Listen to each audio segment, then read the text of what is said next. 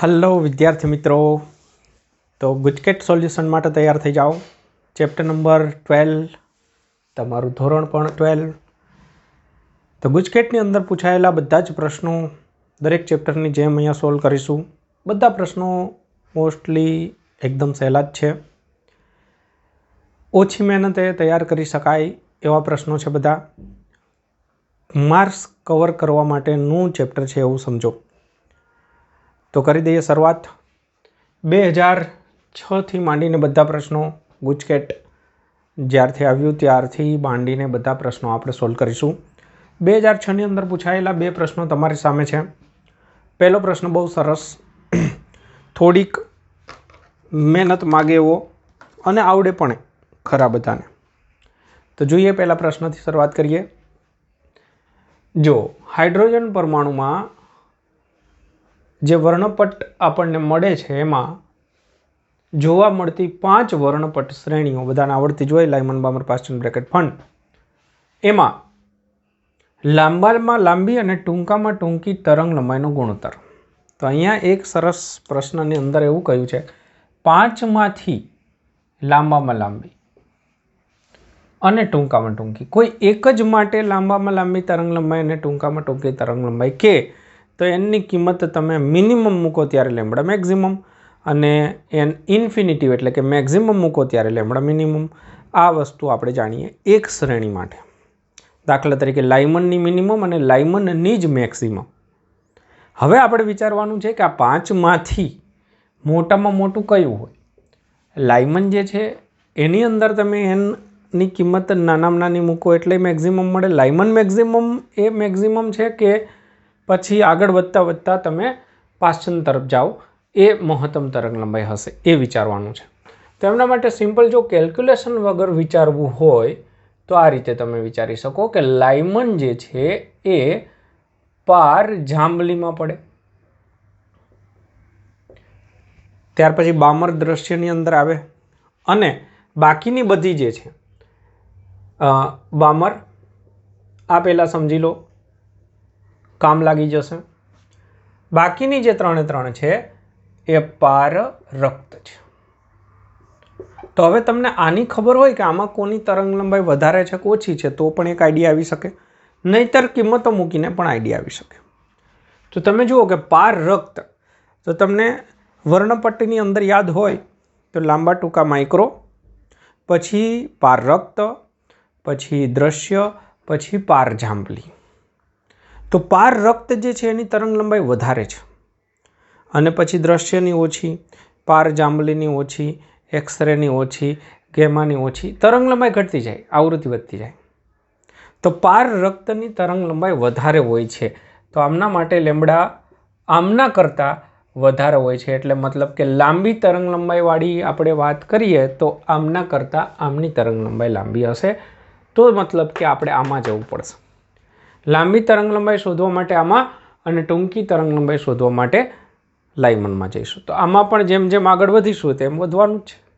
તો આપણે લાયમન બામર પાસ્ટન બ્રેકેટ અને ફંડ, તો ફંડ શ્રેણી માટેનું સૂત્ર આપણે લખીએ તો આ સૂત્ર તમે જાણો છો કે 5નો વર્ગ માઇનસ, હવે આપણે લાંબી તરંગ લંબાઈ જોઈએ તો એની કિંમત ટૂંકી મૂકવી જોઈએ એટલે કે ઓછામાં ઓછી, તો 6 થશે।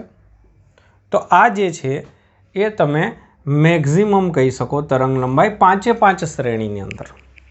5 શ્રેણીમાં મેક્સિમમ તરંગ લંબાઈ આ થશે અને મિનિમમ માટે આપણે જઈશું તરંગ લંબાઈ ઘટવા માટે આ છે અને એમાંય આપણે લાયમન શ્રેણીની ઓછામાં ઓછી લઈ લઈએ તો એ મિનિમમ થઈ જશે। તો આટલી વસ્તુ જે છે એ પહેલાં જ પ્રશ્નની અંદર બહુ અગત્યની વસ્તુ તમારા માટે થઈ।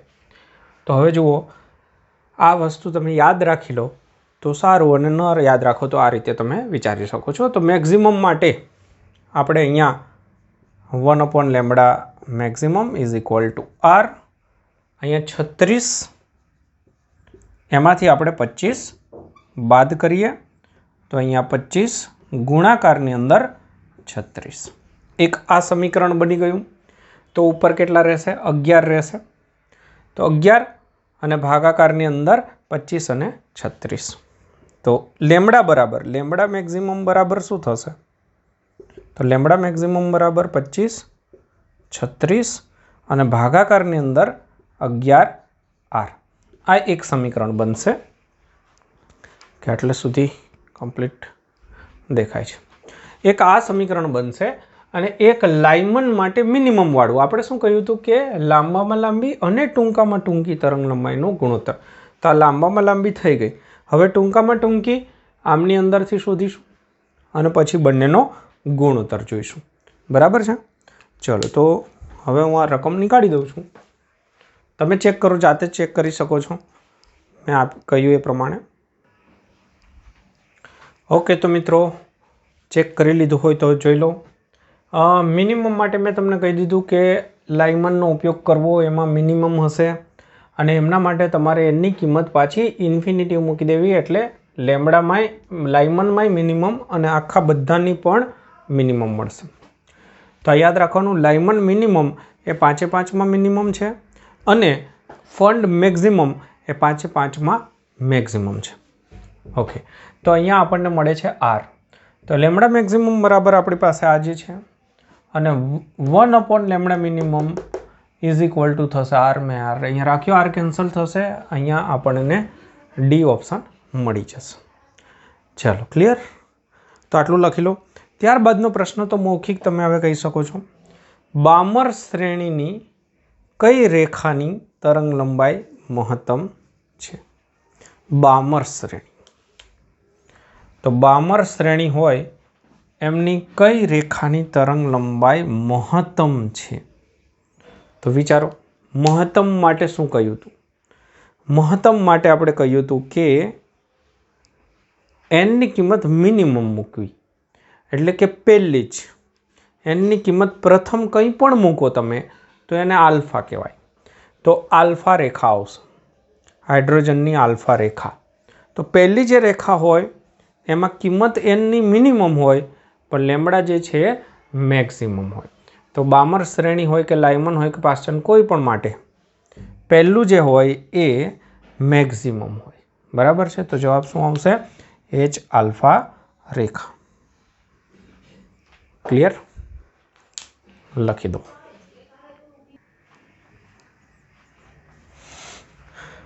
જો મિત્રો, ત્યારબાદના જે 3 પ્રશ્ન છે તમારી સામે, 3 એક સાથે લખ્યા છે, એનો મતલબ કે ગણતરી ઓછી હશે. પહેલા પ્રશ્નમાં કોઈ ગણતરી નથી. થિયરી વખતે જ મસ્ત રીતે તમને શીખવાડ્યું છે કે આ બાબતને ધ્યાનમાં રાખજો અને ઘણા બધા MCQમાં કામ લાગશે. તો શું છે, જેમ ક્વોન્ટમ નંબર વધે n બરાબર 1 પછી 2 પછી 3 એ રીતે આગળ વધો તેમ બે ક્રમિક ઉર્જા સ્તરો વચ્ચેનો તફાવત વધે કે ઘટે? તો બહુ સ્પષ્ટ છે કે ઘટે. પહેલી કક્ષામાં 13.6 માઇનસની અંદર, પછી બીજાની અંદર 3.4, તો બેનો તફાવત 10.2 જેટલો થાય. પછી 3.4 પછી 1.51 આઈ થિંક, તો 3.4 અને 1.51 વચ્ચેનો તફાવત ઘટી જાય. 1.51 પછી આગળ જશો તો ત્યાં 0.85ની આસપાસ કંઈક, તો ત્યાં આગળ તફાવત પાછો ઘટે. તો જેમ જેમ ઉપર જશો તેમ તેમ ઉર્જાનો તફાવત ઘટતો જશે. ઉર્જા માટે તો તમને સૂત્ર યાદ જ હશે, -13.6 ભાગાકારમાં n² કરી દેવાનું. nની કિંમત 1 હોય તો 13.6 ધરાસ્થિતિ, 2 હોય તો 4 વડે ભાગવાના, ત્રીજી કક્ષા હોય તો 9 વડે, ચોથી કક્ષા હોય તો 16, પાંચમી હોય તો 25, એ રીતે. તો ઉપર જેમ જેમ જશો તેમ બે ક્રમિક વચ્ચેનો તફાવત ઘટતો જશે. તો આ એક અગત્યની બાબત પણ છે. એના આધારે MCQ બીજા પણ તૈયાર થઈ શકતા હોય છે. ત્યારબાદ આ થિયરીની અંદરથી પોર્શન શીખવાડેલો જ છે મેં કે ઇમ્પેક્ટ પેરામીટર, રધરફોર્ડના આલ્ફા કણના પ્રયોગની અંદર ઇમ્પેક્ટ પેરામીટર એટલે શું? તો કે ન્યુક્લિયસ પર જ્યારે આલ્ફા કણ અથડાવવા માટે તૈયાર થતો હોય, એટલે કે શરૂઆતનો વેગ જે છે એનો સદિશ ન્યુક્લિયસથી કેટલા લંબ અંતરે છે તે. જો એ ઇમ્પેક્ટ પેરામીટર B બરાબર 0 તો એને કહેવાય હેડ ઓન સંઘાત.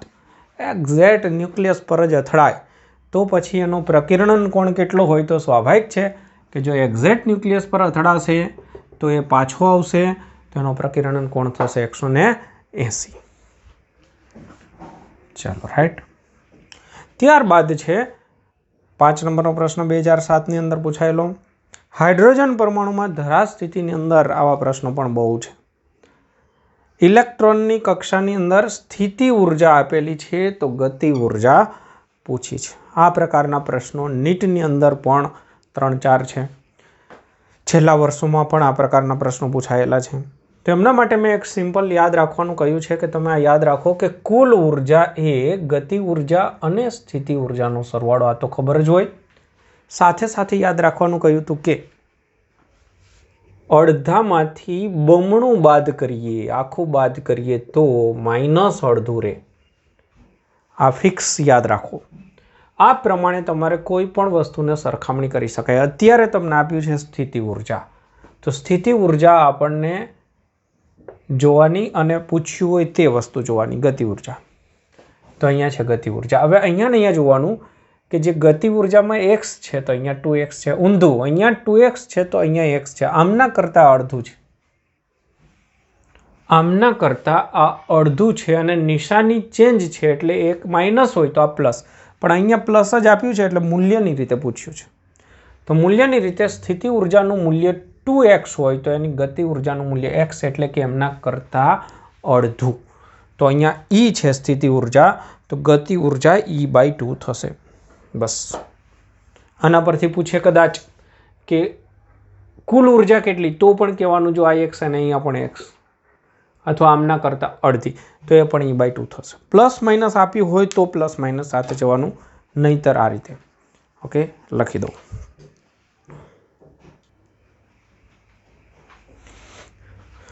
જો મિત્રો, ત્યારબાદના 2 પ્રશ્નો તમારી સામે. સહેલા જ પ્રશ્નો ફરીથી. હાઇડ્રોજન પરમાણુની દ્વિતીય કક્ષાની અંદર ઇલેક્ટ્રોનનું કોણીય વેગમાન આપ્યું છે. બીજી કક્ષાનું કોણીય વેગમાન L કહીએ તો ચોથી કક્ષાનું કોણીય વેગમાન કેટલું? તો એમના માટે પહેલાં તો કોણીય વેગમાન માટેનું સૂત્ર યાદ કરી લઈએ. કક્ષા સાથે સંબંધ ધરાવતું સૂત્ર. કોણીય વેગમાન બરાબર NH/2π. આ સૂત્ર છે. એમાં આપણને બીજી કક્ષાનું n કહ્યું છે. n બરાબર 2 મૂકશો. આ જનરલ સૂત્ર થયું, બરાબર છે. તો આને હું Ln નામ આપી દઉં સમજવા માટે. હવે બીજી કક્ષા માટે જોઈતું હોય તો એનું કોણીય વેગમાન જે છે એને L2 કહું તો અહીંયા તમારે 2 લખવું પડશે. 2 સૂત્ર બનાવીશું બીજી કક્ષા માટે અને ચોથી કક્ષા માટે. તો ચોથી કક્ષા માટે મારે લખવું પડશે L4. તો એમાં અહીંયા 4 લખવા પડશે. H/2π તો અચળ જ છે. ઓકે, બસ. હવે આ બંનેનો ગુણોત્તર, અથવા આપણે L2ની જગ્યાએ લખવાનું છે L. એને નામ જ આપ્યું છે.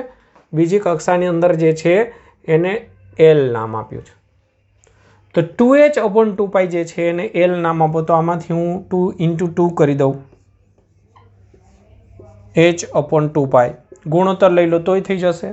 અને આટલું સિમ્પલ હોય તો તમે આટલાની જગ્યાએ L લખી દો તો અહીંયા થશે 2 × L. L4. આમના કરતાં બમણું છે. અહીંયા 2 છે, અહીંયા 4 છે. તો જો આપણે આમને L કહીએ તો એમના કરતાં બમણું થશે એટલે કે અહીંયા 2L થશે. રેડી?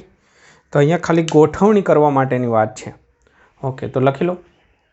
ત્યારબાદ ફરીથી આ પ્રશ્ન તમારી સામે છે, એને ચેક કરીશું. હમણાં જ શીખ્યા એવો જ નીટમાં પણ હશે. આ લખી લેજો.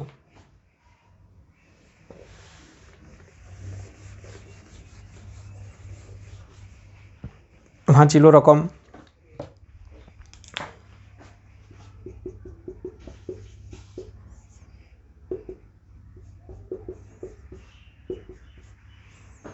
બસ આ જ લોજિકનો ઉપયોગ કરીશું. હાઇડ્રોજન પરમાણુની mમી કક્ષામાં ઇલેક્ટ્રોનની ગતિ ઉર્જા અને કુલ ઉર્જાનો ગુણોત્તર. તો જો ગતિ ઉર્જાને આપણે x કહીએ, કુલ ઉર્જાને E કહીએ, ગતિ ઉર્જા k જે છે એને x કહી દઈએ, તો કુલ ઉર્જા E બરાબર થશે -x. તો જવાબ થશે 1/-1. આ પ્રકારનો MCQ નીટમાં પણ છે. ઓકે, તો પ્લસ માઇનસ સાથે આપ્યું છે તો આપણો આન્સર થશે -1. અને જો મૂલ્યમાં આપ્યું હોત તો 1. તો અત્યારે આપણો આન્સર થશે A. લખી દો.